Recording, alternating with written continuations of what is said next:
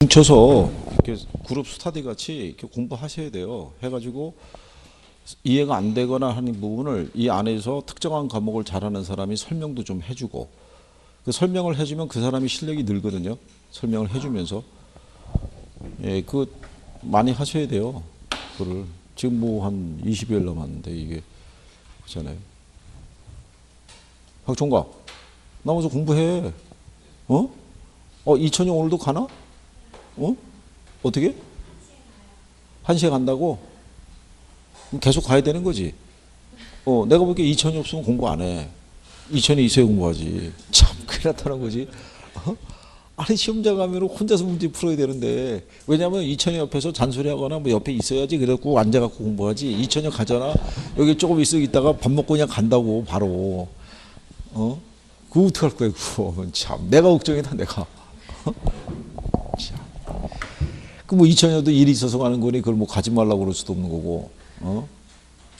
그러니까 2천여가 지침을 두고 가. 몇 시까지 공부하고 나오라고. 여기서 끝나면 이따 저녁에 또 만날 거 아니야. 그렇잖아. 만나는 시간은 몇 시야? 저녁 때? 그럼 일찍 가서 준비한다고. 저기는 공부가 일단 저기니까. 그리고 거기 어디 커피숍이라는 데 앉으면 거기서 공부하겠냐고. 공부가 안 되지. 여기서 그냥 쫙 밥 먹고 그냥 쫙 공부하는 거야. 만나러 가기 전까지. 아니면 이처녀가 일로 데리러 와. 일로. 그게 방법이지. 가장 좋은 방법 아니야. 그럼 여기서 공부하고 있으니까 여기서 만나게 될 거 아니야. 최처녀하고 김처녀 오늘 나와서 공부하나? 오늘 아니야? 그 독서실 가서? 그래도 웬만하면 그냥 놀아도 학원 근처에서 노는 게 유리해. 도서관에서 노는 것보다. 도서관 가면은 그게 할 것 같아도 집에서 정리도 한번 쭉 하고 그래야 돼요. 어차피 시험도 이런 공간에서 시험 볼 테니까요. 그죠? 그러니까. 자, 그 다음에 그 27번에 가면, 개발권 양도제라고 있는데요. 우리가 지난번에 이거 한 거 기억하시죠? 부동성으로 인해서 무슨 효과가 발생을 해요? 외부 효과가. 근데 외부 효과는 어디를 통해서는 발생한 게 아니냐면 시장 기구를 통하지 않고 발생한 거죠. 그러니까 이게 시장의 기능으로는 해결이 안 돼요. 그러니까 이거를 해결하기 위해서 누가 개입을 하겠어요? 정부가 시장에 개입을 한다고요. 그런 정부는 외부 효과의 문제를 해결할 수 있는 대표적인 정책 수단이 뭐예요? 지역지구제죠. 그러니까 지역지구제를 시행하는 가장 큰 목적이 시장에서 발생하는 뭐를? 부의 외부 효과 있죠. 네, 이거를 이제 조정하기 위해서 들어오고요. 또 토지 이용에 따른 효율성을 증대하기 위해서 이제 들어온다고요. 근데 이 과정에서 문제가 발생하죠. 그죠? 그래서 이 토지이용 규제에 따르는 무슨 문제가 발생하냐면 형평성 문제라는 것도 발생하고요. 그 다음에 경직성 문제라는 것도 발생하죠. 그래서 형평성 문제를 해결하기 위해서 나온 게 뭐예요? 그게 개발권 양도제. 토지용의 경직성 문제를 해결하기 위해서 나온 게 계획 단위 개발이다. 이렇게 얘기한 거죠. 기억하시죠? 이거 한 거. 그래서 개발권 양도제라는 것은 시장 기구를 통해서 발생하는 토지용 규제의 형평성 문제를 해결하기 위해서 들어오는 거죠. 형평성 문제. 자, 그래서 이 개발권 양도제의 가장 큰 취지는 뭐냐면 정부가 직접적인 재정 부담을 안지 않고 어디를 통해서 시장 기구를 통해서 문제를 해결할 수 있다는 게 개발권 양도제의 가장 큰 특징 중에 하나죠. 보전 지역이 있고 개발 지역이 있으면 보전 지역으로 지정되면은 이 지역 내 토지 소유자가 재산상의 손실을 입게 될 거 아니에요. 근데 이 손실에 대해서 정부가 금전 보상을 해주는 게 아니라 정부는 여기에 대해서 뭐를 발급해 주는 거예요? 개발권을 발급해 주고 이거를 개발 지역에 뭘 할 수 있도록 양도가 가능하도록 허용을 해주는 제도죠. 무슨 말인지 아시겠나요? 그러니까 개발권 양도제는 정부의 직접적인 무슨 부담을 최소화한다는 거예요. 재정적인 부담은 최소화하고 시장 기획을 통해서 문제를 해결하고자 하는 것이 개발권 양도제의 가장 큰 취지라고 얘기를 한 거죠. 그거 기억하시나요? 예, 그래서 현재 우리나라의 개발권 양도제는 도입이 돼 있어요, 안 돼 있어요? 도입이 안 돼 있다는 얘기죠. 도입이 일단 안 된 이유가 우리 저기 그 27번에 보시면 3번에 우리나라는 수평 지적 제도를 취하고 있기 때문에 이 제도를 도입하기 곤란한 측면이 있다고 해놨잖아요.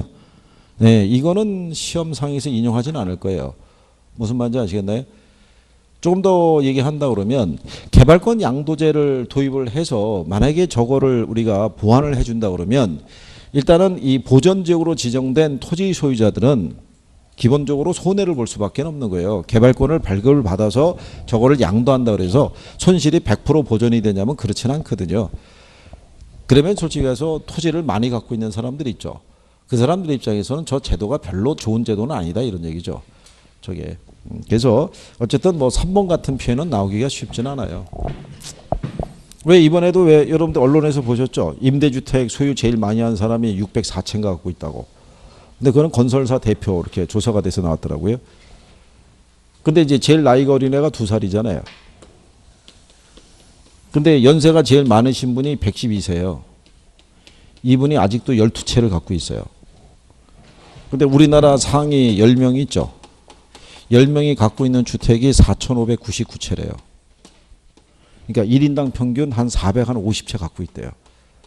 이게 결론적으로 제가 볼 때는 이 양반도 이만큼 있었을 것 같아요. 근데 이걸 이제 손주들에게, 손녀들에게 다 이렇게 증여하다 보니까 하고 남으신 게 이 정도 남은 것 같아요. 12채. 여러분들도 웬만큼 갖고 계실 거 아니에요. 속으로 헤아려 봤을 거 아니에요. 부산에 5채, 광주에 8채 뭐 이렇게 쭉 헤아려 봤을 거 아니에요. 그죠? 그거 다 합치면은 뭐 그 정도 된다는 얘기죠. 그러니까 뭐 어떡하겠어요. 근데 집을 많이 또 이렇게 갖고 있으면요. 언젠가는 우리나라도 지금보다 집값이 더 오를 수도 있어요, 없어요? 우리나라보다 집값 비싼 나라들 많아요. 가까운 홍콩 같은 경우는 거기는 거의 뭐 지옥이라고 그러더라고요. 오죽했으면 기사 난 거 봤더니 걔네는 뭐를 만드냐면 동굴을 만든다고 그러더라고요. 지하에다가. 예, 그러니까 지표상에서는 더 이상 택지가 없대요. 어떻게 해볼 수 있는 도리가 없는데 걔네가 평당 가격이 1억이 넘는 데잖아요. 평당. 그러니까 13평이면 얼마겠어요? 13억이에요. 13억. 그러니까 홍콩에서는 집 산다는 건 불가능한 거예요. 그죠? 어저께 방송에서 봤더니 뉴욕 아시죠? 여기 한 10억 가지고 가면은 집 좋은 거 사냐면 못 산다는 거예요. 10억 가지고 가면 원룸 얻을 수 있다는 거예요. 평균적인 집값이 40억에서 50억 한대요.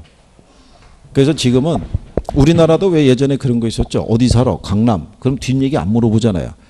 근데 이게 글로벌하게 물어보게 되면 파리라든가 뉴욕에서 산다 그러면 대단한 부자라는 거죠. 그 집 한 채의 가치가 거의 뭐 100억대 육박하는 뭐 그런 수준이라는 얘기죠. 근데 거기서 100억이라는 게 뭐 아주 부자가 사냐면 그렇지는 않고요. 중산층이 사는 게 아마 100억 정도. 뭐 그 정도 생각하면 되겠죠. 그거 기준하면 우리나라는 앞으로 오를 소지가 더 있다고도 봐야 되죠. 그죠?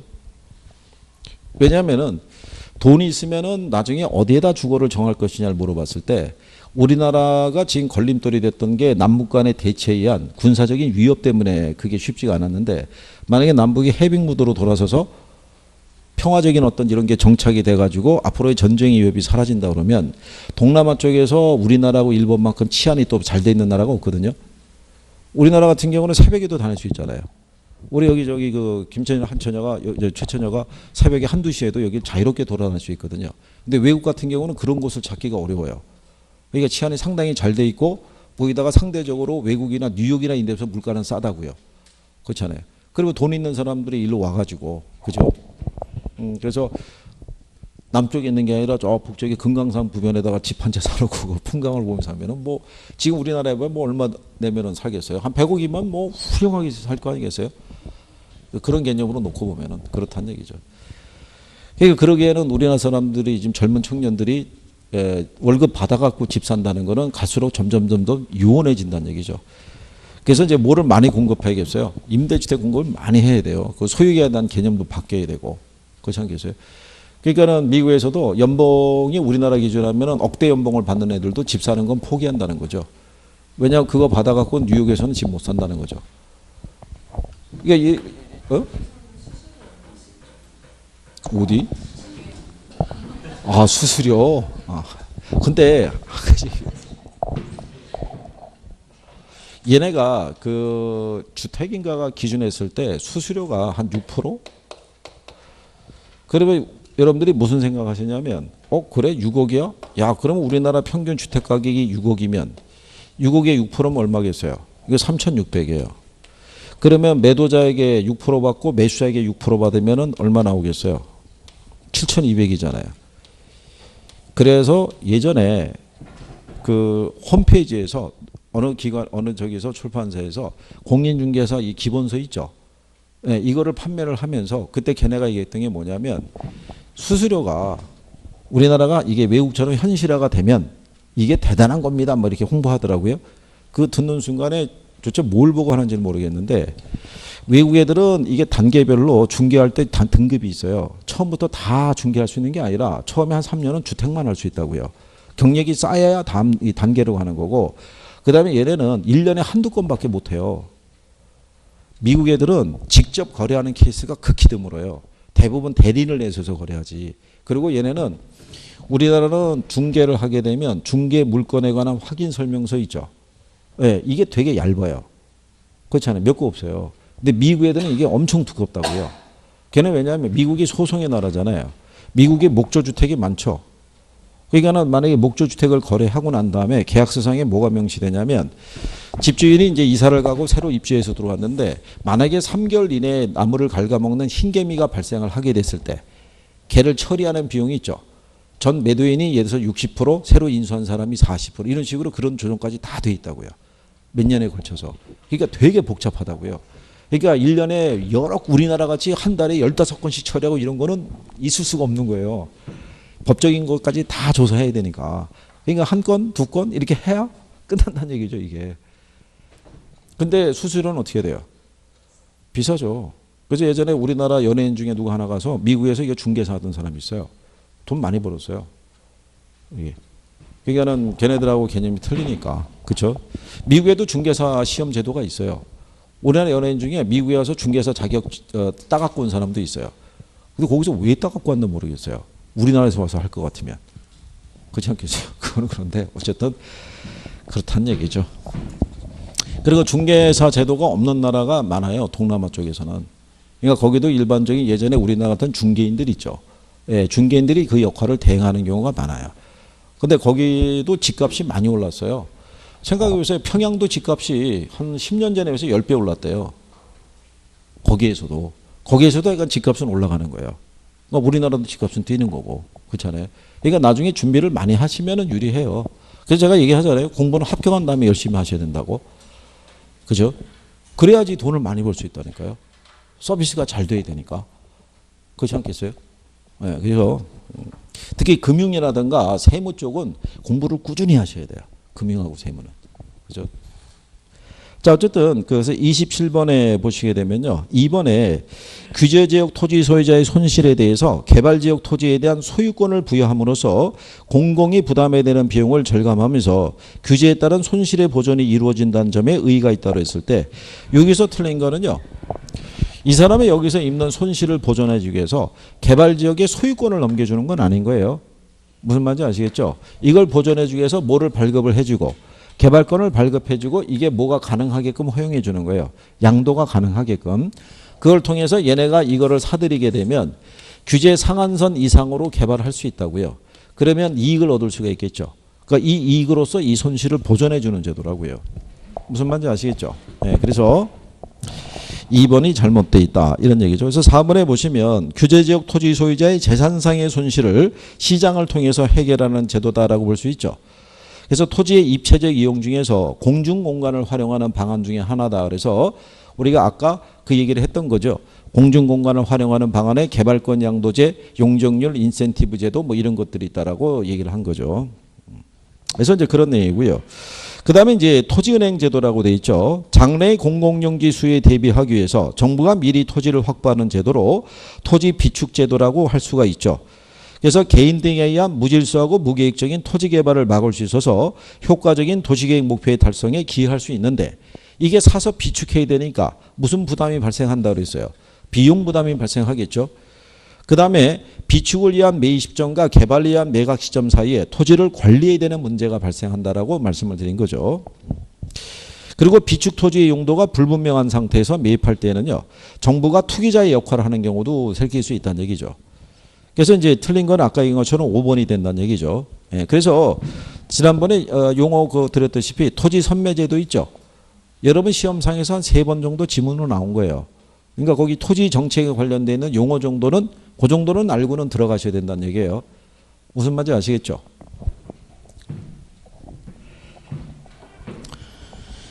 그 다음에 이제 29번에 보면요. 임대 아파트의 수요 함수가 주어져 있죠. 1100-2P라고 되어 있고요. 공급 함수는 얼마? 예, 200 플러스 4P라고 했을 때요. 정부가 얼마로 규제했대요? 100만 원으로. 그죠? 예. 그러면 규제 전에 균형 가격은 얼마 나오겠어요? 계산해 보시면. 이거 하면은요. 요 숫자 있죠? 얘들은 빼면 되죠. 그럼 1100에서 200 빼면 얼마 나와요? 900 나오죠. 얘들은 더하면 된다고 그랬죠. 그럼 몇 P예요? 6P죠. 그럼 P는 얼마? 150이죠. 그러면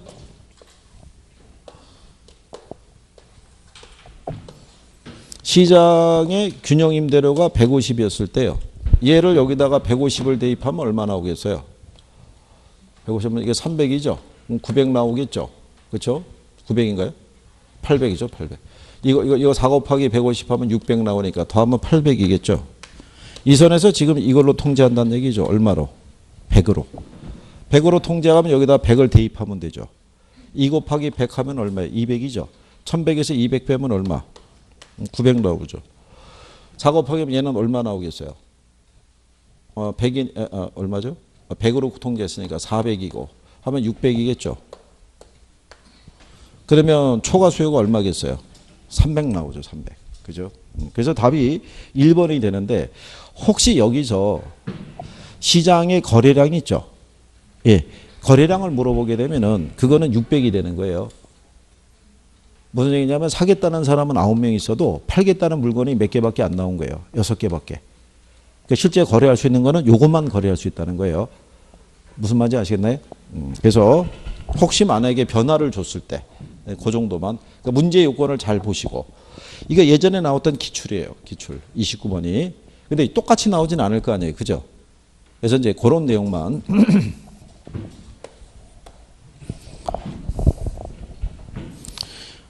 그 다음에 이제 30번에 보시면 분양가 상한제에 관한 설명 중에서 옳은 거를 모두 고르면 이렇게 물어봤죠. 자, 우리가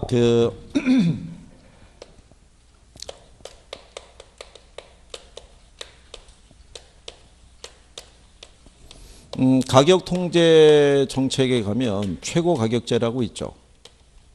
최고 가격제를 가게 되면 임대료 규제라는 게 있고요. 그 다음에 이제 분양가 상한제라는 게 있죠. 얘네를 이렇게 통제를 하게 되면은 궁극적으로 둘의 공통점 중에 하나가 뭐냐면 얘도 장기적으로 공급이 어떻게 돼요? 감소하죠. 얘도 신규 주택의 공급이 어떻게 돼요?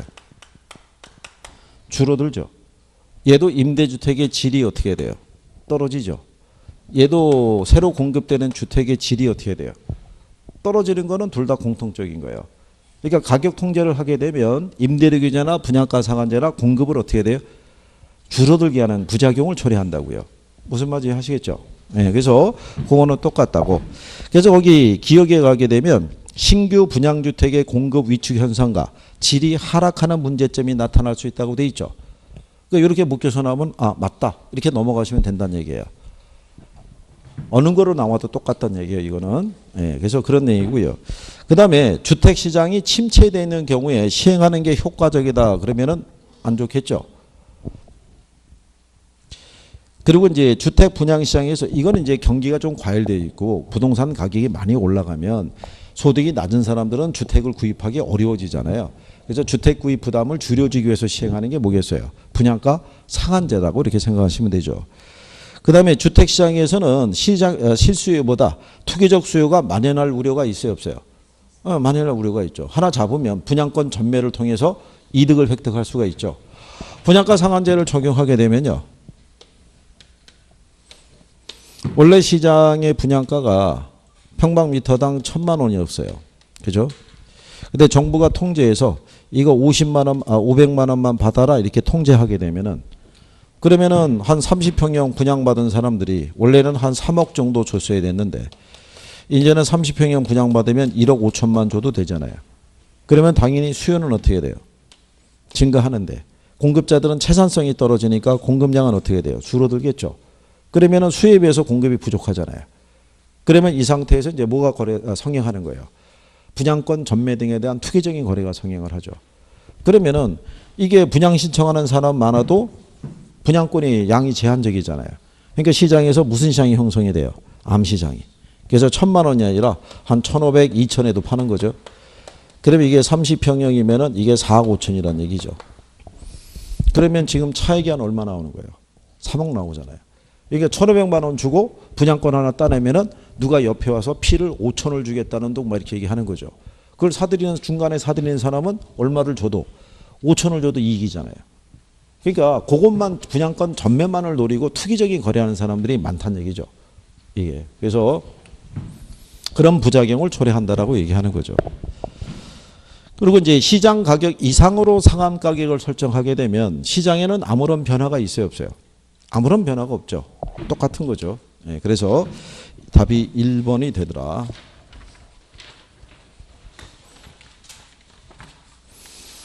그래도 저기 요즘 보면요. 처음에 비해서는 받아들이시거나 이해하시는 이런 부분들은 많이 좋아지셨어요.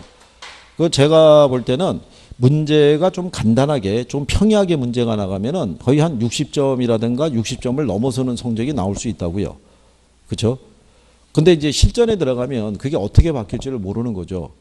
실전에 들어가면. 그러니까 어느 분이 뭐라고 얘기하시냐면 작년에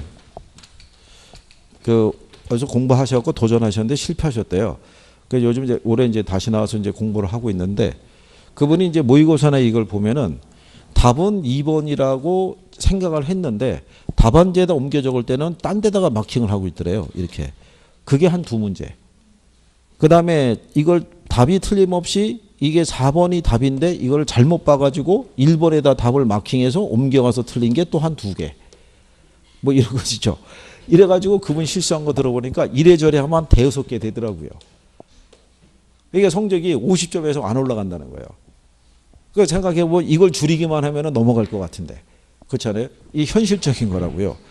그러니까 이게 참 희한한 거예요. 그죠? 틀림없이 2번이라고 해놓고 옮겨 적을 때는 3번 가고 4번 가고 막 그러는 거예요. 틀림없이 틀린 거 고르라고 그랬는데 맞는 지문에다가 동그라미 해놓고. 네, 그런 착각만 이제. 그래서 제가 여러분들에게 말씀드린 게 그 형광펜을 가지고 가셔서 그 문제가 만약에 올바른 걸 물어보면 이렇게 동그라미 치시고 형광펜으로 치면은 이거 보여요. 이게 지워지는 게 아니니까 만약에 틀린 거라고 그랬으면 거기다가 이렇게 하고 보셔도 된다는 얘기죠. 그래 문제 자체가 X라고 돼 있으니까는 뭐를 구하라는 거예요. 틀린 거 고르라는 거고 동그라미로 돼 있으면은 이거 맞는 거 고르라는 거구나 이렇게라도 생각을 해야 된다는 얘기죠. 가면서 순간적인 착각 이런 것도 참 무시 못한다는 얘기죠. 그렇지 않겠어요? 그러시고 문제를 이렇게 쭉 학개론을 푸시다가 한 35번 정도 풀었는데 이미 시간을 40분을 쓰셨어요. 그렇죠? 그러면 넘어가야 돼요. 어디로? 민법으로. 왜냐하면 두 개 밸런스가 맞아야 되잖아요. 그러니까 여기서 이거 40분까지 풀고 가야지 하는 동안에 몇 분을 더 써요. 5분, 10분을 더 쓰거든요. 그러면 민법을 풀고 계시다가 민법 예를 들어서 한 27번에서 28번 푸는데 감독관이 5분 남았습니다 이런다고요. 그러면 그 다음부터는 문제가 눈에 안 들어와요. 그럼 그 다음부터는 어떻게 해야 돼요? 마킹하는 거 정신이 없잖아요. 근데 그런 분들이 대부분 또 마킹하면은 여기 테두리를 또 까맣게 칠해놓고 완벽하게 칠하려고 그런다고요. 그렇게 안 해도 되거든요. 그냥 여기서 이렇게만 안 하면 돼요. 웬만큼만 칠했으면 컴퓨터가 다 인식을 해요. 원터치 펜으로 찍으면 돼요. 원터치 펜으로. 그렇게 하셔가지고 80번까지 가는 게 중요하다고요. 제가 시험장에 가보면요. 처음에는 신중하게 푸시던 분들이 한 5분 남겨놓으면 팔이 무진장하게 빨라져요. 뭐하고 있겠어요? 찍어야 되니까. 공나는 어디 믿을 수는 없으니까. 그럼 확률이 떨어지잖아요. 그죠? 그럼 본인이 느끼잖아요. 그거를. 이게 나중에 그거 몇 번에다 마킹했는지도 모르는 상태로 나온다고요. 그죠? 그러니까 나중에 자기 점수도 확인이 안 돼요. 그게. 시간을 잘 보셔야 돼요. 시간을 그냥 늦게 하시면 시험장 가도 똑같아요. 학계로는 문제 40분에 푸시고요. 마킹하는 시간 5분 잡으시고 민법은 50분 푸시고 마킹하는 시간 5분 잡으시면 될 거예요. 그러면 딱 100분이에요. 100분. 더 여유가 있거나 그런 건 아니고 계산은 무조건 마지막에 푸시고 그리고 계산이 안 되시는 분들은 아까 얘기했지만 그런 방법으로 선택을 하시고 그렇잖아요. 그 순간에 뭐 달리 방법이 없잖아요. 근데 제가 볼 때는 왔다 갔다 움직이는 거는 확률이 더 떨어져요. 여러분들이 왜 모의고사 봐도 찍을 때 보게 되면 막 이렇게 비껴가죠. 절묘하게. 그렇잖아요. 이게 차라리 1년으로 가는 게 더 낫다는 얘기예요. 그런 거는. 자, 그런 내용이고요. 31번에 가게 되면 준택 정책 중에서 임대료 보조 정책에 대한 설명이다. 옳지 않은 거를 이렇게 물어봤어요. 자, 임대료를 보조받은 저소득층은 실질소득이 증가한 것 같은 효과가 발생하니까 저가주택 시장에서 단기적으로 수요가 증가하고 가격은 상승할 수 있다. 이런 얘기가 되겠죠. 자, 거기 보시면 요거는 이제 임대료 보조에 대한 것도 있죠. 일단은 임대료 보조하면은 수요자 보조가 있고요. 그 다음에 무슨 보조가 있을 때요? 네, 공급자 보조가 있을 때 요거 한 건 기억하시죠? 소득 보조라든가 무슨 보조 해줘요? 집세 보조 해주는 거. 그러면 우리가 효용 증대 면에서는 어느 게 더 유리하다고 그랬어요? 얘가 유리하죠. 현금으로 주는 게. 근데 정책 측면에서 주택 소비를 늘리는 측면은 얘가 더 유리하다고 그랬어요. 그죠? 근데 현금으로 주든 쿠폰으로 주든 간에 주택 및 다른 재화의 소비가 늘어나는 거는 둘 다 똑같다고 그랬고요. 공급자에게 보조해 주게 되면요. 주택 도시 기금을 가지고 국민주택 규모의 주택을 건설할 때는 이 기금의 지원을 해줘야 안 해줘요? 해주죠. 그러니까 뭐가 늘어나겠어요? 공급이 증가하니까 임대료가 어떻게 돼요? 하락하겠죠. 그래서 임대료의 안정화 측면에서는 공급자 보조가 더 유리한 거예요. 특히 주택 부족률이 심한 곳 있죠. 그쪽에서는 수요자 보조보다는 무슨 보조 해주는 게? 공급자 보조를 해서 뭐를 늘리는 게? 공급을 늘리는 효과를 가져오는 게 더 유리하겠죠. 무슨 말인지 아시겠나요? 그런데 여기서 요 집세 보조를 해줄 때 보면요. 이게 단기가 있고 뭐가 있다는 얘기예요. 장기가. 단기에 정부가 뭐를 보조해 주면요. 임대료 보조를 해주게 되면 실질소득이 증가하니까 수요가 늘어나죠. 요 수요가 늘어날 때 단기에 공급은 어떻게 된다고 그랬어요? 네? 이건 불변이잖아요. 그러니까 뭐가 상승해요? 임대료가 상승하는 거예요. 그러면 기존에 주택 소유자 있죠? 기존의 주택 소유자들은 무슨 이윤을 얻게 돼요? 초과 이윤을 얻게 되죠. 그런데 정부에서는 일정 수준 이하의 저가주택은 신축이 금지되어 있어요. 그러니까 얘네가 장기적으로 공급이 늘어날 때 이거는 고가주택으로부터 뭐가 돼서 여과를 통해서 뭐가 증가해요? 공급이 증가하겠죠. 그래서 뭐가 하락하겠어요? 임대료가 하락한다는 얘기죠. 이것 때 우리가 그림 그려서 해봤던 거 기억하나요? 그래서 어쨌든 간에 얘네는 뭐가 증가해요? 공급이 증가한다고요. 그래서 우리 거기 문제 보면요. 2번에 가격이 상승하면 저가주택 시장의 기존 공급자는 초과이윤을 누린다고 돼 있죠. 그래서 이러한 초과이윤은 장기적으로 신축으로 인한 공급이 증가한다고 돼 있죠. 그게 틀렸다는 거예요. 신축이. 정부는 일정 수준 이하의 저가주택은 신축을 금지시켜놨다고요. 그거 혹시 기억하시나요? 이거 우리가 주택시장 할 때 설명한 거죠. 주택시장의 여과과정이라고 한 거 기억하세요? 여과? 예, 여과에 가게 되면 상향 여과가 있고 무슨 여과가 있어요? 하향 여과라고 해보셨잖아요. 그러면 거기서 뭐라고 그랬냐면요. 상향 여과라는 것은 하위 계층에 사용하던 주택이 상위 계층의 사용으로 어떻게 돼요? 전환될 때 그냥 전환되지는 않으니까 뭐를 거쳐서 재개발을 거쳐서 이게 전환된다고 그랬었죠. 그 다음에 하향 여과라는 것은요. 상위 계층이 사용하던 주택이 하위 계층의 사용으로 전환된다고 그랬죠. 근데 그냥 전환되지는 않고 이 사람들이 살다가 이주해서 비어진 공가를 인수해서 들어간다고 그랬었죠. 그렇잖아요. 그때 시장 안에는 일정 수준 이상의 주택이 고가주택이고 일정 수준 이하의 주택이 저가주택이라고 그랬잖아요. 근데 정부는 일정 수준 이하의 저가주택은 뭐가 금지되어 있다고 그랬어요. 신축이 금지가 됐기 때문에 하위 계층이 사용하던 주택은 상위 계층이 사용하던 주택을 물려받을 수밖에 없다라고 얘기한 거죠. 무슨 말인지 아시겠죠? 그러니까 저가주택에 대한 임대료 보조해 주게 되면 저가주택의 수요가 늘어날 거 아니에요. 근데 걔들의 공급을 늘리는 거는 신축을 통해서는 공급의 증가가 어렵다는 얘기죠. 여가를 통해서만 공급의 증가가 가능하다 이런 얘기예요. 그래서 이번에 가면 신축으로 인한 공급이 증가하게 된다라고 얘기했기 때문에 그게 잘못되어 있다라고 보시면 되겠죠. 근데 여기서 요 내용에 대한 부분이 있죠. 요거는 실전에서는 근래는 잘 안 물어봐요. 이 단기 장기에 대한 거는. 여가에 대한 단기 장기, 지역지구제에 의한 단기 장기 이런 표현이 있죠. 요즘은 그쪽은 출제를 잘 안 하고요. 그러니까 임대료 보조에 대해서 요 파트 있죠. 이 파트를 주로 물어봐요. 임대료 보조했을 때 수요자 보조하고 무슨 보조?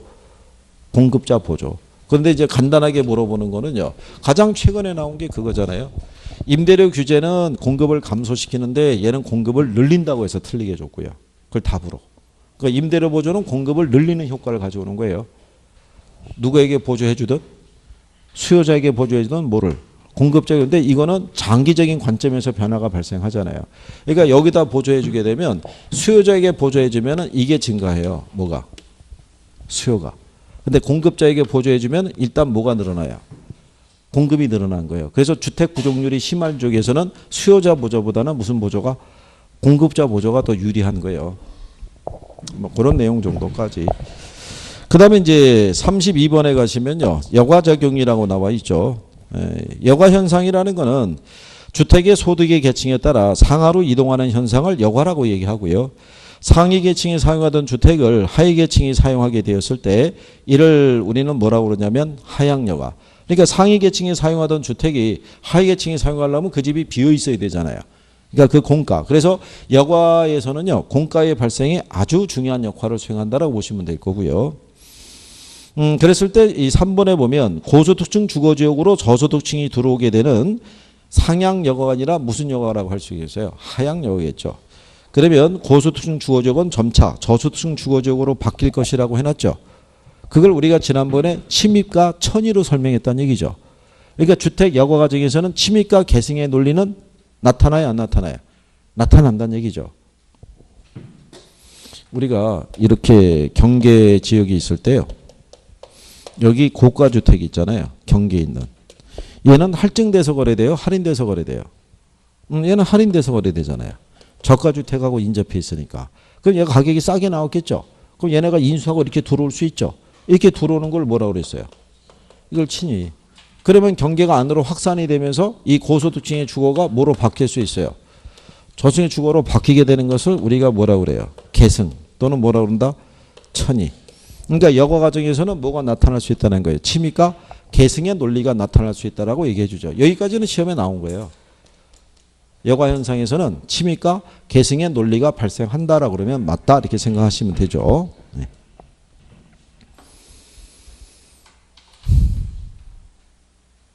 자, 그 다음에 33번에 가면요. 부동산 조세에 대한 설명이다. 옳지 않은 거를 물어봤을 때요. 자, 1번에 수요 곡선이 변하지 않을 때 세금 부과에 의한 경제적 순손실은 공급이 비탄력적일수록 커진다 그러면 틀리죠. 공급이 어떨 때? 탄력적일수록 커진다라고 얘기를 했어요. 그죠?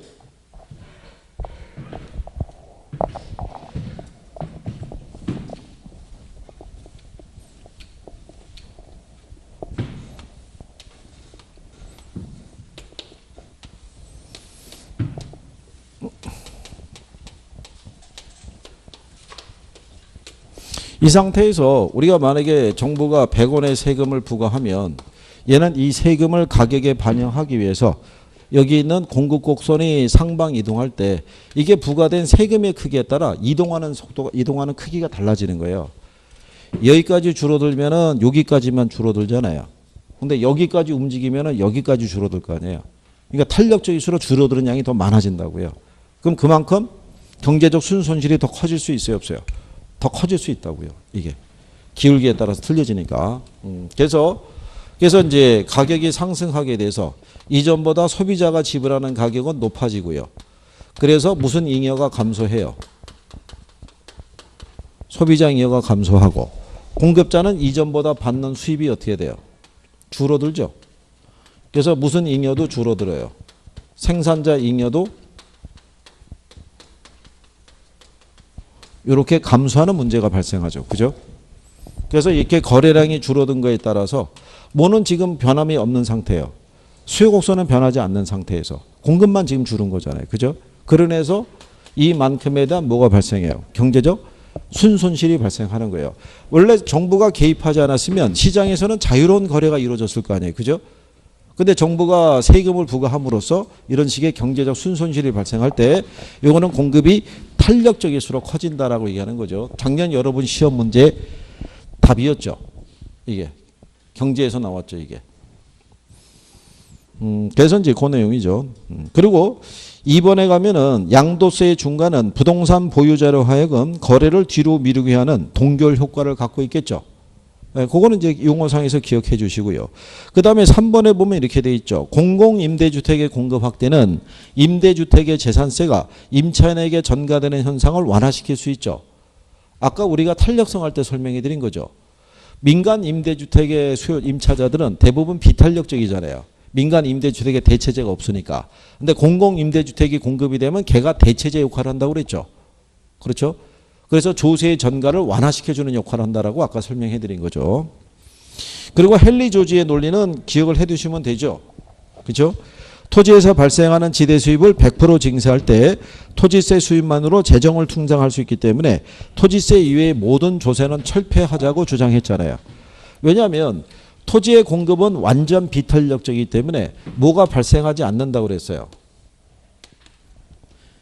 얘는 이게 변화가 없잖아요. 그러니까 뭐가 발생하지 않냐면 조세 전가도 발생하지 않고요. 그죠?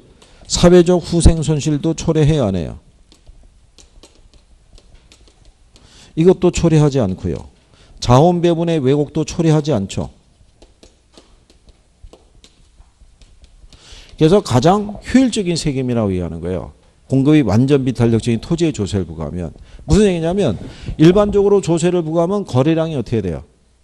줄어들죠. 그리고 가격이 상승하니까 조세 전가가 발생하잖아요. 네? 근데 얘는 양이 불변이잖아요. 그러니까 이 상태가 되어 있기 때문에 시장에 요 가격이 주어져 있으면 이게 변할 리가 없죠. 양이 변하지 않으니까. 무슨 말인지 이해하시겠어요? 그래서 헨리 조지는 공급이 완전 비탄력적인 토지의 조세를 부과하면은 자원 배분의 왜곡을 초래한다 안 한다? 안 한다라고 얘기한 거예요. 그걸 여러분 시험에 예전에 3번 정도 인용을 했어요. 헨리 조지의 토지 단일세에 대해서. 그래서 33번은 이제 답이 1번이고요. 예. 그 다음에 34번에 갔을 때요. 예, 요거는 물론 이제 답은 5번이 돼요. 임대주택에 재산세를 부과하면요. 임대주택의 공급이 증가하고 임대료는 하락할 것이다. 그러니까 틀렸겠죠. 재산세를 부과하면 공급이 어떻게 돼요? 줄어들고 임대료는 어떻게 돼요? 상승하는 것이 이제 일반적이겠죠. 그런데 그 4번 질문에 보면 이렇게 돼 있죠. 조세 부과는 수요자와 공급자 모두에게 세금을 부담하게 하나 상대적으로 가격 탄력성이 낮은 쪽이 세금을 더 많이 부담하죠. 그래서 우리가 탄소비에 대한 거 기억하시죠? 네. 그래서 탄력적일수록 조세 부담이 작고 비탄력적일수록 조세 부담이 크다 이런 얘기죠. 근데 이제 요즘은 여러분들에게 나온 게 이런 얘기죠.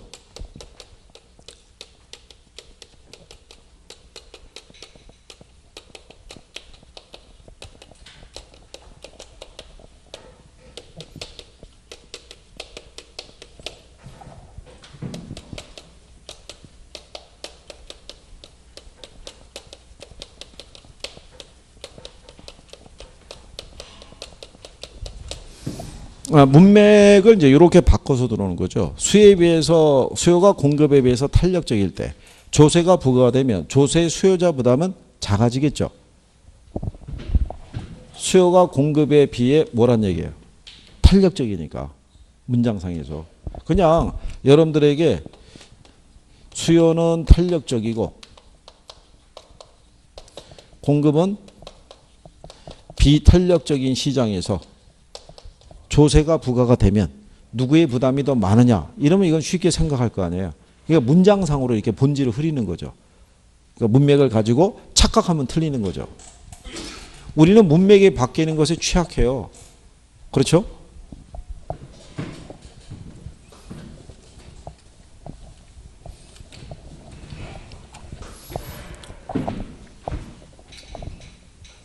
그게 그 금융에 가서도요. 원금 균등하고 원리금 균등이 있죠.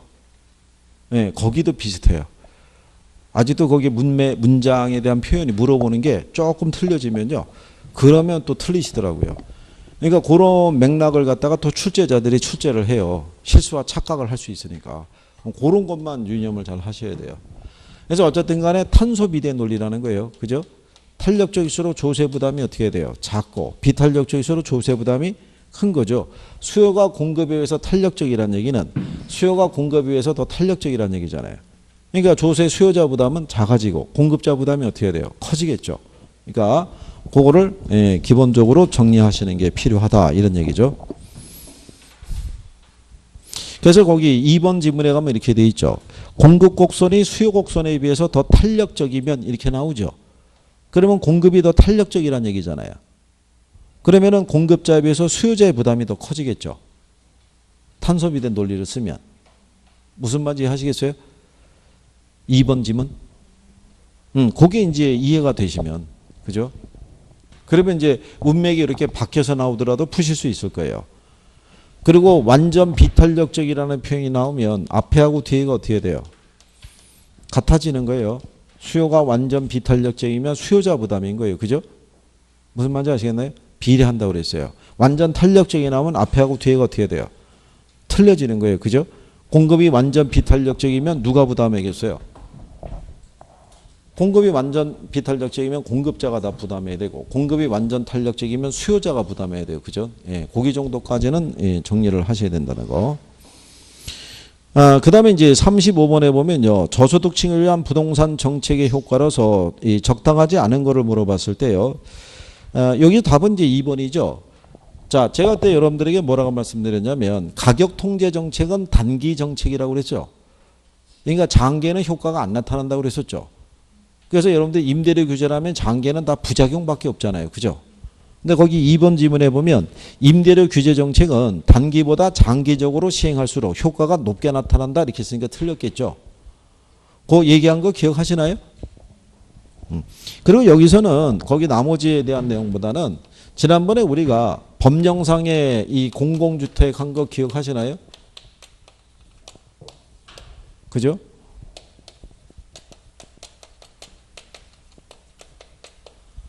국민 임대주택 있죠? 몇 년이에요?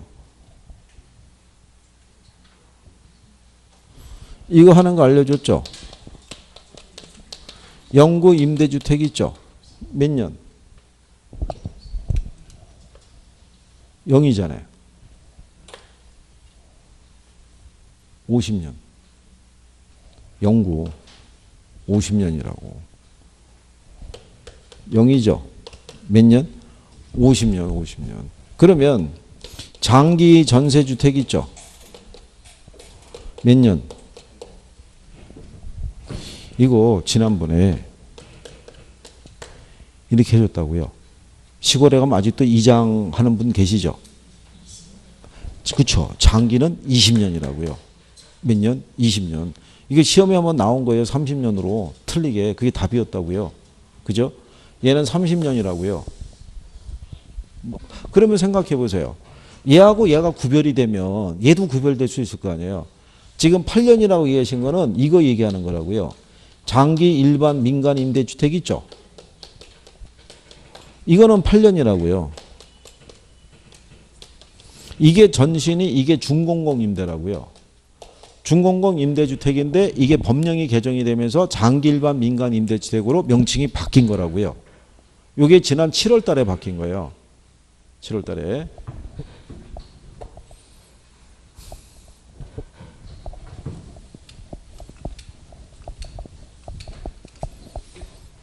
그래서 공공주택에 대한 기본적인 종류 요거 하고요. 그 다음에 이 주택 아시죠? 무슨 주택? 행복주택. 얘네들은 주로 누구에게 지원해 주는 거예요? 젊은 계층에게, 주거 취약계층 있잖아요. 걔들에게 우선적으로 공급해 주는 거예요. 공급 물량의 80%를 젊은 세대에게 우선 분양해 준다고요. 그래서 그런 내용 정도는 정리가 돼 계셔야 된다는 얘기죠.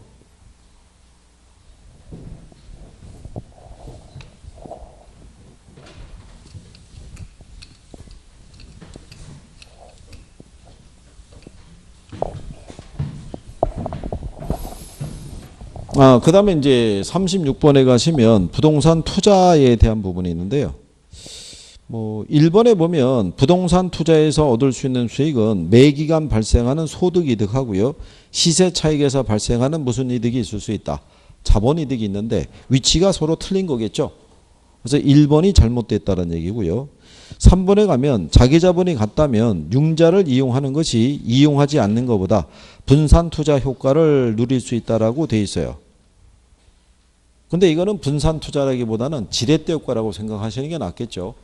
그렇죠? 분산 투자라는 거는 말 그대로 포트폴리오잖아요. 예. 그 다음에 융자를 이용하면 자기 자본 수익률을 증대시킬 수 있으나 결과적으로 자기 자본 수익률이 감소할 수도 있어요, 없어요?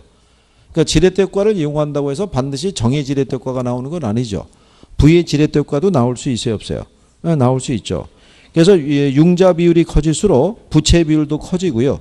그에 따라 지렛대 효과도 커질 수 있는데 원리금 상환 부담도 증가한다는 얘기는 금융위험 부담도 증가한다는 얘기죠. 그러니까 지렛대 효과를 기대하고 내가 돈을 차입한다면 금융위험 부담은 안고 들어가야 되는 거죠. 그러니까 융자를 받지 않으면 무슨 위험도 없어요. 금융위험도 없고 지렛대 효과도 기대하기가 어렵다라고 생각하시면 되겠죠. 그 다음에 이제 2번에 가면요. 37번에 2번에 가면 부동산 투자 시 지렛대 효과를 통해서 자기 자본 수익률을 높일 수 있는 것은 저당 수익률이 총 자본 수익률보다 낮을 경우다 이렇게 해놨죠. 그럼 우리가 지렛대 효과를 측정하게 되면요.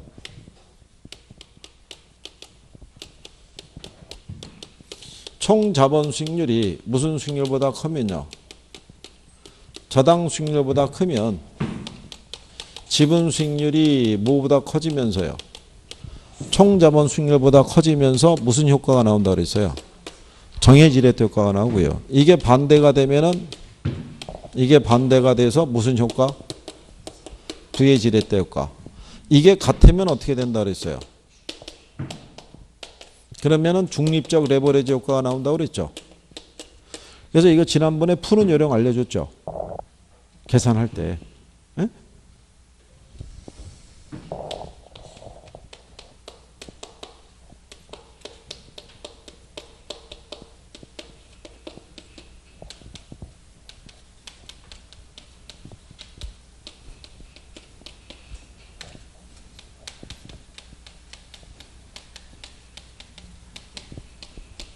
이 조건한 거 기억하시잖아요.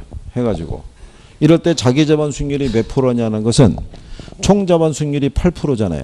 근데 자기 저당 수익률이 몇 프로? 8%. 그럼 자기 자본 수익률은? 그럼 8%죠, 8%. 같다고요. 얘하고 같으면 얘도 같아진다고요. 그러니까 이런 형식으로 문제를 내는 거는 출제자가 계산하라는 의미가 아니겠죠. 지렛대 효과의 원리를 이해하고 있는 사람이면 그냥 8%를 찍을 거란 얘기죠. 무슨 말인지 이해하시겠죠? 네, 그러니까 그래서 이제 계산에 대한 것까지 뭐 크게 하실 건 없는데 뭐 지렛대 효과가 안 나온 지가 25회 때 나오고 그리고 안 나오고 있어요. 25회 때 나오고 27회 때 한번 나오긴 나왔는데요. 그게 수치가 오류가 발생해 가지고 그래서 작년에는 안 나왔어요. 그러니까 다시 한번 혹시 또 구성해서 나오면은 이런 원리도 사용할 수 있는 거예요.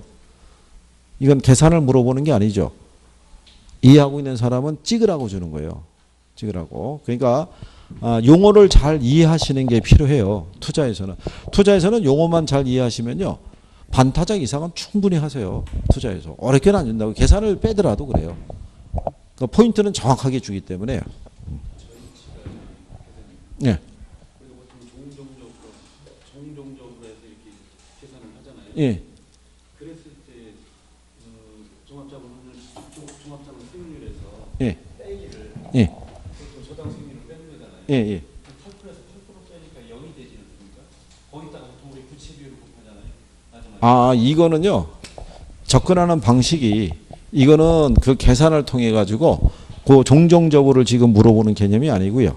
여기서 출제자만의 의도하면은 얘가 만약에 8%고 얘가 8%잖아요. 그러면은 여기서 총 자본 수익률이 몇 프로냐면 8%일 때 얘가 8%잖아요. 그럼 얘가 몇 프로란 얘기예요?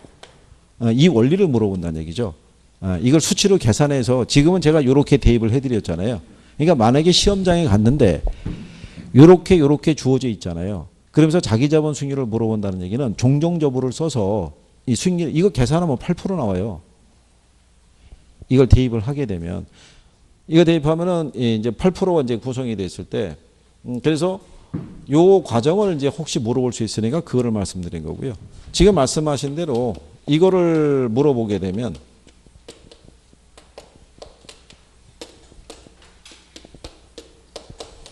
여기 이제 이게 말씀하신 건 얘가 8%고 얘가 8%인데다가 저당 수익률이 8%면 0이라는 거잖아요. 그러면 남는 거 8%잖아요. 어차피. 그러니까 굳이 이렇게 하실 필요가 없이 이거는 식을 또 이렇게 대입해 봐야 되잖아야 대입해 봐야 하는데 이거는 그냥 둘이 같으니까 몇 프로라는 거예요. 8%니까 이건 계산하는 원리가 아니라는 거죠. 이렇게 줬을 때는. 근데 이거를 중립적 레버리지를 이제 알고 계신 분은 그냥 8% 들어가는 거고 그렇지 않은 분은 뭔가 식을 또 세워봐서 계산을 하려고 그럴 거 아니에요. 그러면 시간이 걸린다는 얘기죠. 그러니까 만약에 문제에서 물어봤을 때 그게 주어져 있으면 그냥 8 같으면 8로 그런 요령으로 생각하시라는 얘기죠. 그 다음에 이제 37번에 가면 그래서 이제 그 틀린 게 5번에 지렛대 효과는 타인 자본을 이용해서 자기 자본 수익률을 증가시키는 경우를 의미하고 자기 자본 수익률을 감소시키는 경우는 제외한다면 틀리죠. 지렛대 효과는 정의 지렛대 효과도 있고 부의 지렛대 효과도 있고 중립적 레버리지 효과도 있다 이런 얘기가 되겠죠. 그래서 그런 내용을 구별을 하신 거죠. 자, 여기까지 푸셨고요. 5분 쉬었다가 몇 개를 더 해봐야죠.